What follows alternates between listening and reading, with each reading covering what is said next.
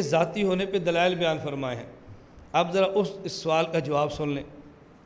یہ جو میں نے آپ کو پڑھ کے سنایا ہے کہ چونکہ نبی پاک صلی اللہ علیہ وسلم کا یہ جو علم ہے یہ کمالات نبوت کی بنیاد ہے، اور اس پر جو اشکال تھا، آپ فرماتے ہیں دلیل اس دعویٰ کی یہ ہے انبیاء اپنی امت اگر ممتاز ہوتے ہیں تو علوم ہی میں ممتاز ہوتے ہیں، باقی رہا عمل اس میں بس اوقات بظاہر امتی مساوی ہو جاتے ہیں بلکہ بڑھ جاتے ہیں۔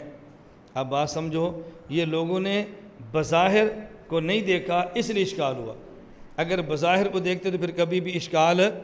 اب اچھی طرح بات سمجھو، ایک ہے لفظ کم اور ایک ہے لفظ کیف، ایک ہے کم اور ایک ہے یہ کم جو میم مشدد ہے، کم من، یہ وہ کم ہے، کم من، ایک ہے کمیت اور ایک ہے کیفیت۔ حضرت سمجھانا ہی چاہتے ہیں کہ کمیت میں امتی نبی سے اعمال میں بڑھ بھی جائے تو کیفیت میں امتی نبی سے پھر بھی نہیں بڑھتا۔ کمیت میں امتی نبی سے اعمال میں بظاہر بڑھ بھی جائے تو حقیقت میں نبی سے امت اعمال میں پھر بھی نہیں بڑھتی۔ اب بات اچھی طرح سمجھنا، وَمَا خَلَقْتُ الْجِنَّ وَالْإِنسَ إِلَّا لِيَعْبُدُونَ، تو انسان کو پیدا کرنے کا مقصد عبادت، اور عبادت کا معنی خضوع، خشوع، تذلل، عاجزی، غلامی، یہ عبادت کا معنی۔ عبادت کا نام کیا ہے؟ خشوع۔ اب بتاؤ، جس عبادت میں جتنا خشوع زیادہ ہوگا اس عبادت کا اجر بھی اتنا ہی زیادہ ہوگا، اور اگر اس عبادت میں خشوع کم ہوگا تو اجر بھی اتنا ہی۔ ایک آدمی 100 رکعت نفل پڑھے اور خشوع نہ ہو، اور ایک آدمی 2 رکعت نفل پڑھے اور خشوع کے ساتھ پڑھے، اب بتاؤ کمیت اور مقدار میں 100 رکعت نوافل زیادہ ہے یا 2 رکعت؟ 100 رکعت۔ اور اجر جو ملے گا زیادہ 2 رکعت پر یا 100 رکعت پر؟ کیوں؟ اس لیے کہ 100 رکعت کمیت اور مقدار میں زیادہ ہے لیکن اس میں کیفیت خشوع کم ہے، اور 2 رکعت والی نماز میں کیفیت خشوع کی زیادہ ہے اگرچہ کمیت اور مقدار کم ہے۔ اور اللہ کے ہاں کمیت کو نہیں دیکھا جاتا، اللہ کے ہاں کیفیت کو دیکھا جاتا ہے۔ انما الاعمال بالنیات، اخلاص، وہاں اخلاص اور کیفیت کو دیتے ہیں، کمیت کو نہیں دیکھتے۔ یہ بڑی اہم بات ہے، اچھی طرح سمجھنا۔ تو عبادت کی بنیاد کیا ہے؟ تواضع، خشوع، خضوع، تذلل، عاجزی۔ اچھا، کسی آدمی کے اندر تواضع کب آتی ہے؟ اس کی بنیاد ہے عظمت۔ اس کی بنیاد، کوئی آدمی دوسرے کے سامنے تواضع سے پیش کب آئے گا؟ جب سامنے والے کی دل میں عظمت ہوگی یا نہیں ہوگی؟ سامنے والے کی عظمت دل میں ہوگی تو وہ تواضع اختیار کرے گا، اور اگر عظمت نہیں ہوگی تو تواضع بھی اختیار ہے۔ اور تواضع کتنی اختیار کرے گا؟ جتنا اس کے بعد جتنی عظمت ہوگی، جتنی دل میں عظمت ہوگی اتنی ہی تواضع اختیار کرے گا۔ اب تواضع کی بنیاد عظمت، اور کسی آدمی کی عظمت کیسے دل میں آئے گی؟ جب اس آدمی کی بندے کو پہچان ہوگی، پہچانتا ہوگا نا یہ کون ہے، تبھی تو عظمت آئے گی۔ اگر پہچانتا ہی نہیں کون ہے، عظمت کیسے آئے گی؟ اب اس کا معنی عظمت کی بنیاد ہے معرفت، اور آدمی کو تعارف کب ہوتا ہے؟ جب کسی کے بارے میں معلومات ہوں۔ اگر معلومات نہ ہوں تو تعارف کیسے ہوگا؟ تو تعارف کی بنیاد ہے علم، تعارف کی بنیاد ہے۔ اب بات سمجھیں، عبادت کی بنیاد تواضع، تواضع کی بنیاد عظمت، عظمت کی بنیاد معرفت، معرفت کی بنیاد علم۔ اس کا مطلب یہ ہے کہ جس آدمی کے دل میں جتنی اللہ کی عظمت ہوگی اسی قدر اس کی عبادت میں تواضع بھی زیادہ ہوگی، اور کس آدمی کے دل میں اللہ کی عظمت زیادہ ہوگی؟ جس آدمی کو اللہ کے بارے میں معرفت ہوگی۔ اور کس آدمی کو اللہ کی معرفت کتنی ہوگی؟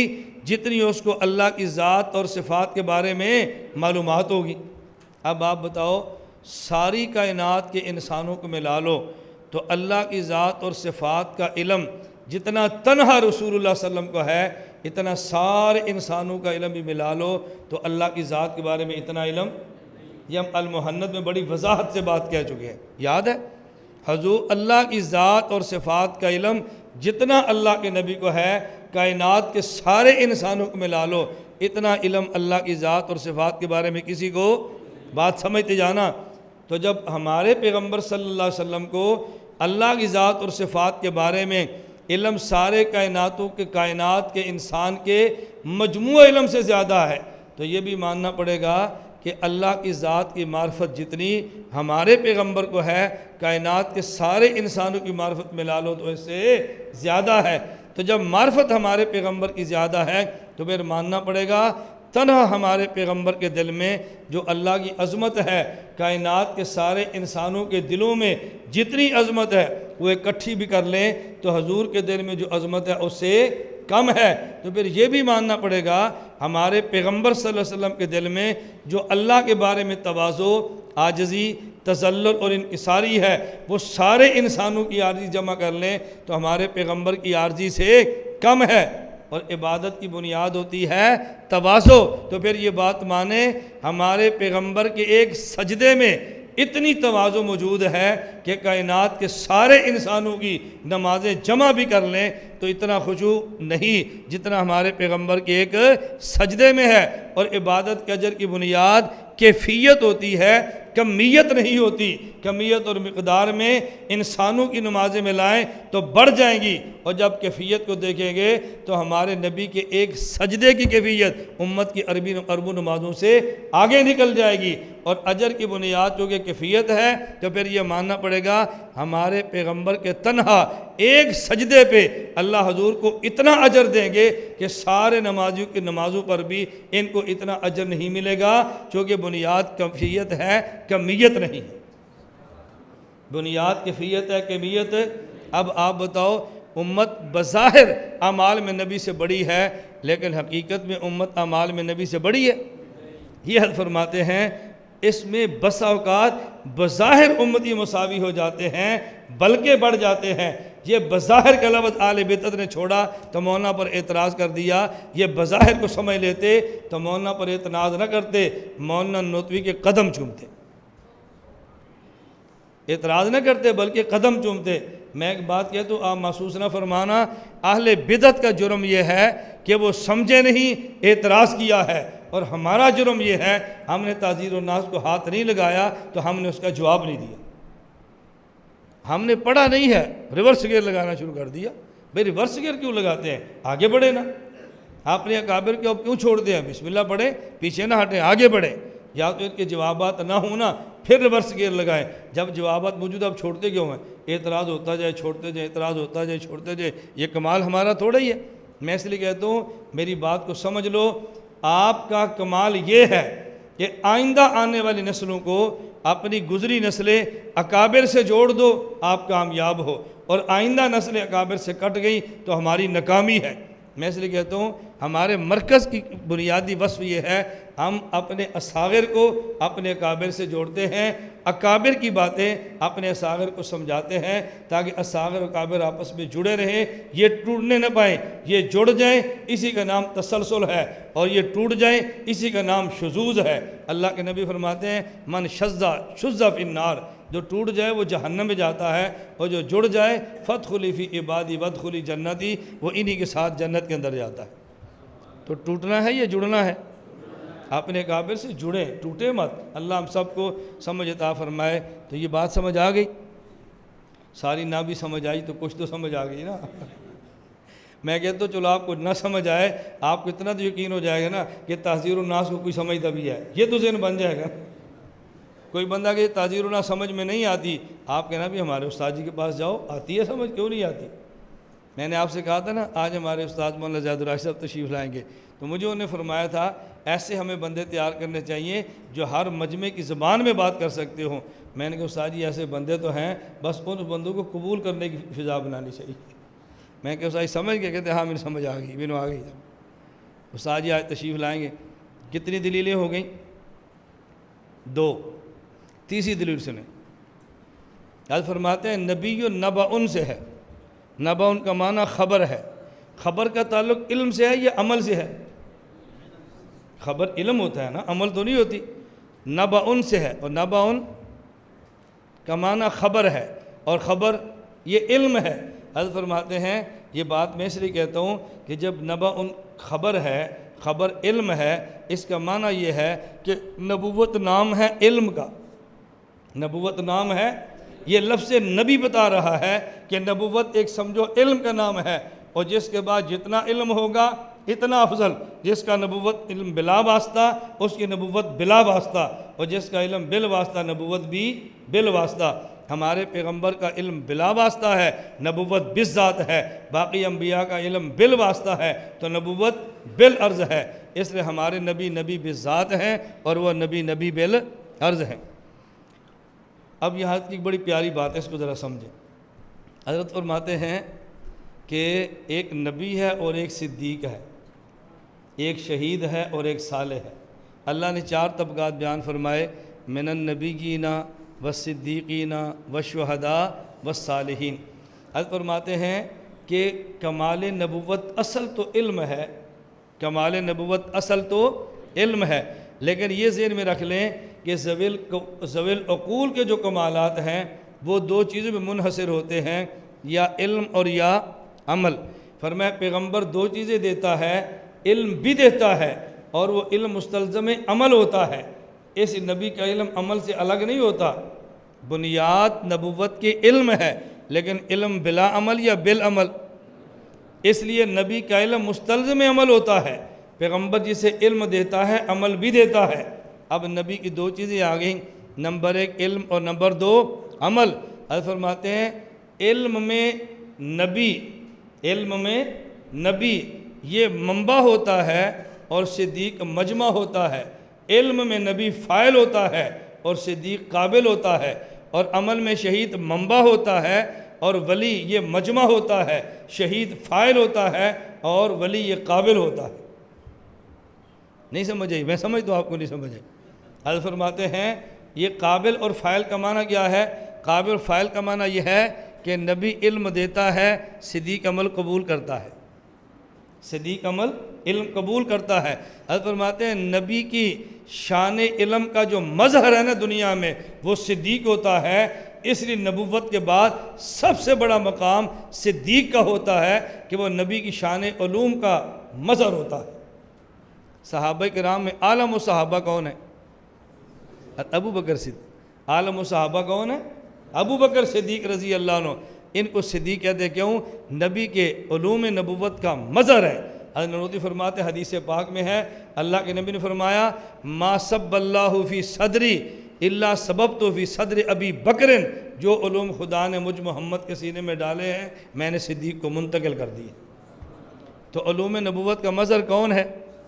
نبی منبع ہے، یہاں سے علوم پھوٹتے ہیں، صدیق مجمع ہے، وہاں علوم جمع ہوتے ہیں، نبی فاعل ہیں، یہ علم کو دیتے ہیں، صدیق قابل ہیں، وہ علم کو قبول کرتے ہیں۔ آپ سمجھ آ گئی؟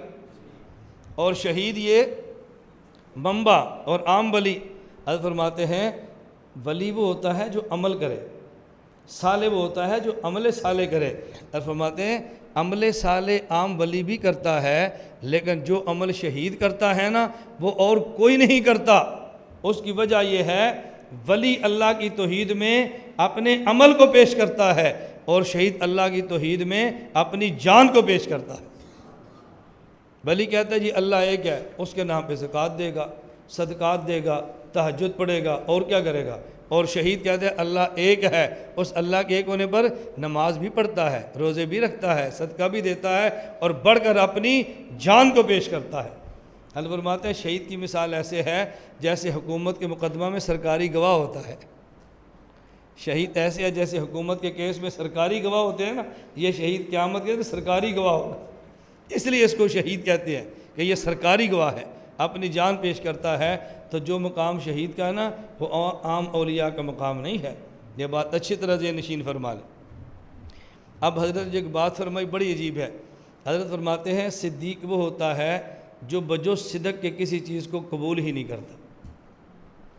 صدیق وہ ہوتا ہے جو سوائے صدق کے کسی چیز کو قبول ہی نہیں کرتا۔ فرمایا صدیق وہ ہوتا ہے جو صدق ایسے قبول کرتا ہے جیسے میدا مٹھاس کو، اور کذب کو ایسے رد کرتا ہے جیسے میدا مکی کو۔ آپ بتاؤ میٹھا ہو تو میدا قبول کرتا ہے کہ نہیں؟ آپ کے میٹھے سے مراد چینی ہے، ہمارے میٹھے سے مراد چینی نہیں ہے، ہمارے میٹھے سے مراد ہر خوراک کی فطری مٹھاس ہے جو اللہ نے اس کے اندر رکھی ہوئی ہے۔ یہ جو آپ گندم کہتے ہیں، اس گندم مٹھاس ہے یا نہیں؟ آج آپ شام کو سوکھی روٹی کھانا تو دیکھنا زبان کو مٹھاس محسوس ہوتی ہے کہ نہیں؟ یہ اگر ان خوراکوں میں اللہ مٹھاس ختم فرما دیں تو میدا کھانا کبھی ہضم نہ کرے۔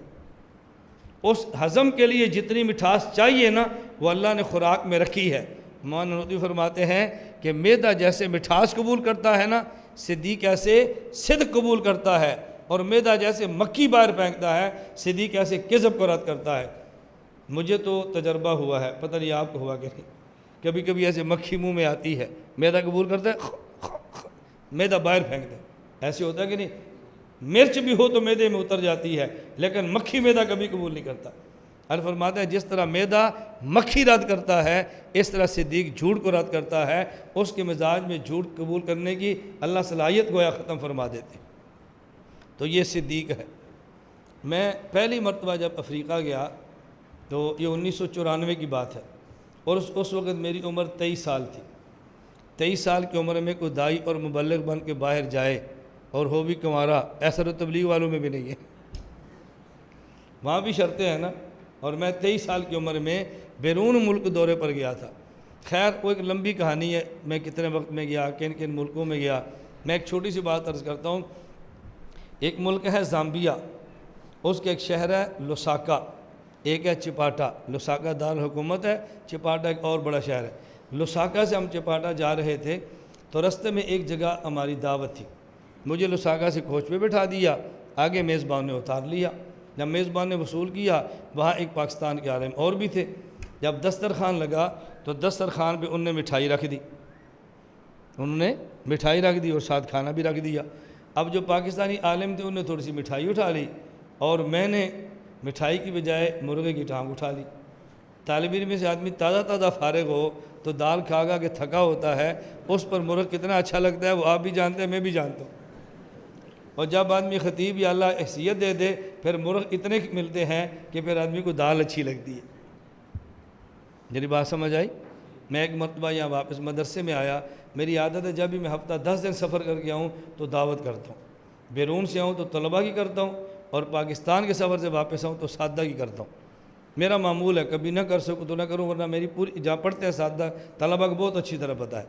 میں 3 دن کے لیے پاکستان سے باہر جاؤں تو واپس آ کے دعوت کرتا ہوں، کبھی تھوڑی سی کمزور، کبھی ذرا اچھی۔ میں طلبہ سے کہتا ہوں کمزور ہو تب بھی سمجھو، اچھی ہو تب بھی سمجھ جاؤ۔ کمزور کا معنی کہ دورہ کمزور ہوا ہے، اچھی کا معنی کہ اب گزارا ہو گیا ہے۔ تو میں نے کہا ہماری دعوت سے سمجھ آیا کرو کہ ساجی کا دورہ کیسا رہا، بس جیسی دعوت ہو ویسا دورہ خود سمجھو، لیکن کرتا میں ضرور ہوں۔ خیر آئے تو میں نے سادہ کا بھی مشورہ تھا، دعوت کرے تو کیا کریں۔ ایک استاد نے کہا جی مرغا بنا لیں، ایک نے کچھ اور کہا۔ میں نے کہا یار مرغ تو کھاتی رہتے ہیں، دال کی دعوت کرتے ہیں۔ اس نے کہا جی مرغ آپ کھاتے رہتے ہیں، ہم نہیں کھاتے۔ آپ جو کہ پورا ہفتہ دورے پر مرغ کھا کر آئے ہیں تو آپ کو تو دال ہی اچھی لگ رہی ہے نا، اور ہم جو صبح و شام دال کھاتے ہیں، ہمیں دال نہیں، ہمیں مرغ اچھا لگ رہا ہے۔ تو چونکہ میری حالت بھی یہی تھی تو میں نے سیدھا مرغ کی ٹانگ اٹھا لیا۔ اب میرے ساتھ جو پاکستانی عالم تھے ان نے مجھے ہلکا سا اشارے میں کہا یہ میزبان گجراتی ہیں، گجرات پاکستان کا نہیں، گجرات ہندوستان کا، یہ گجراتی ہیں، اور ان کی عادت ہے کھانے سے پہلے میٹھا کھاتے ہیں، یہ پہلے اس کھانے کو کھانا پسند نہیں کرتے۔ میں نے کہا یار مسئلہ تو پسند کا ہی ہے نا، یہ میٹھا کھانا پسند کرتے ہیں، میں مرغا کھانا پسند کرتا ہوں، یہ مجھے نہیں سمجھتے سلیقہ آتا ہے، میں سمجھتی ان کو سلیقہ نہیں آتا، اس میں کیا ہے؟ اب میں صرف اس بات کی وجہ سے کہ یہ سمجھیں کہ سلیقہ نہیں آتا اپنا مزہ خراب کر دوں، مولانا صاحب ایسے نہیں ہوگا، ہمیں اپنا مزہ لینے دو، وہ سمجھیں کہ اسے سلیقہ نہیں آتا، میں سمجھوں کہ اسے سلیقہ نہیں آتا۔ میری بات سمجھ آ رہی ہے؟ میں ابھی پرسوں گیا تھا نا چناب نگر سبق پڑھانے کے لیے، میں بیٹھے تھے تو مولانا اللہ صاحب نے مجھے فرمایا، انہوں نے فرمایا کہ مولانا میں ایک بات مانتا ہوں، یہ جو اعصاب پختہ خدا نے تجھے دیے نا یہ تیرا ہی خاصہ ہے، اتنے مضبوط اعصاب یہ تیرا کمال ہے۔ میں نے کہا حضرت اللہ کا کرم ہے کہ میں کبھی بھی مخالف کی بات سے متاثر نہیں ہوتا، بالکل۔ یہ کہتے ہیں نا یہ واٹر پروف ہے، کہتے ہیں نا یہ واٹر پروف ہے، یہ بم پروف ہے، یہ گولی پروف ہے۔ میں نے کہا ہم پروپیگنڈا پروف ہے، ہمیں پروپیگنڈا متاثر نہیں کر سکتا بحمد اللہ تعالی۔ اور میں نے ایک بار بیان کیا تو مجھے انگلینڈ سے ایک ساتھی کا میسج آیا، اس نے کہا مولانا یہ جو آپ فرماتے ہیں میں پروپیگنڈا پہ روح ہوں، یہ ایسی چیز ہے کہ ہمیں اللہ نے آپ کا دیوانہ بنا دیا، ایک انتہا ہو جاتی ہے مخالفت کی، اور یقین کریں مجھے ایسے جیسے جوں کان میں رکتی ہے نا، اتنا بھی اثر نہیں ہوتا۔ کیوں؟ میرا ضمیر کہتا ہے کہ میں صحیح رخ پہ جا رہا ہوں۔ جب آپ کا ضمیر آپ کو ملامت کرے نا، پوری دنیا آپ کا استقبال کرے، آپ نہیں چل سکتے، اور ضمیر آپ کا ساتھ دے اور پوری دنیا آپ کی مخالفت کرے، آپ رک نہیں سکتے۔ اللہ آپ سب کو یہ نعمت عطا فرمائے۔ میں دو باتوں کا خیال کرنا، یہ میری بات یاد رکھنا، ایسا عمل کبھی نہ کرنا کہ خلوت میں بیٹھے آپ کا ضمیر آپ کو ملامت کرے۔ اب دیکھو میں سبق پڑھا رہا ہوں، آپ داد دے رہے ہیں، لیکن میرا ضمیر کہہ رہا ہے نہیں تو غلط کہہ رہے ہیں، آپ کے سامنے تحذیر الناس نہیں ہے، یہاں تو مجھے داد مل جائے گی، خلوت میں میرا ضمیر ملامت کرے گا تو نے غلط پڑھایا۔ اب بات سمجھ آ رہی؟ ایسا کام نہ کرنا کہ ضمیر خلوت میں ملامت کرے۔ نمبر 2، ایسا کام نہ کرنا کہ میدان معاشر میں سب کے سامنے ذلت اٹھانی پڑے۔ یہ کام کبھی نہ کرنا، ضمیر خلوت میں ملامت کرے اور میدان معاشر میں آدم علیہ السلام سے لے کر قیامت تک آنے والا انسان جمع ہو اور وہاں ذلیل ہونا پڑے، یہ نہ کریں۔ دنیا کی ذلالت برداشت کر لیں، آخرت کی ذلالت بڑی مشکل ہے۔ میری گزارش سمجھ آ رہی؟ بس پھر دیکھیں آپ کو کام کا مزہ کتنا آتا ہے، آپ دائیں بائیں نہ دیکھیں۔ حکیم الامت حضرت تھانوی رحمہ اللہ فرماتے ہیں، ایک مسئلے پر مجھے سوال تھا اور 32 سال تک میرے ذہن میں سوال رہا، اور میں نے مولانا رومی کا شعر پڑھا تو جواب آیا مجھے۔ میں آپ کو سوال اور جواب نہیں بتا رہا، حضرت کے صرف قول نقل کر رہا ہوں۔ 32 سال تک میرے دل میں ایک سوال رہا، مولانا رومی کی یہ مثنوی کا شعر پڑھا تو میرا سوال حل ہو گیا۔ اب حضرت فرماتے تھے کہ یہ میں سوال کسی اور سے کیوں نہیں کرتا تھا، مجھے اندازہ تھا اس کا جواب ملنا نہیں ہے، تو بہتر ہے اس کا جواب تلاش کرتا رہا۔ اور میرے اب بھی سینے میں بعض ایسے سوالات ہیں جو مجھ سے حل نہیں ہو رہے، اور واقعتاً ایسے سوال ہیں جو مجھ سے حل نہیں ہو رہے۔ اب میں اس کا اظہار کیوں نہیں کرتا کہ مجھے تشویش ہے لیکن میں پریشان نہیں ہوں، آپ کو بتا دیا تو آپ پریشان ہو جائیں گے، تو میں نہیں چاہتا کہ آپ کو پریشان کروں، اس لیے بعض سوالات میں اپنے دل میں لے کر چلتا ہوں، اور جہاں کو جو مطلب وہاں میں چھیڑتا بھی ہوں، پوچھتا بھی ہوں تاکہ میرا وہ سوال حل ہو۔ اللہ پاک ہم سب کو اپنے دین پر شرح صدر عطا فرمائے۔ آگے دیکھیں دلیل نمبر 3، قرآن کریم میں ہے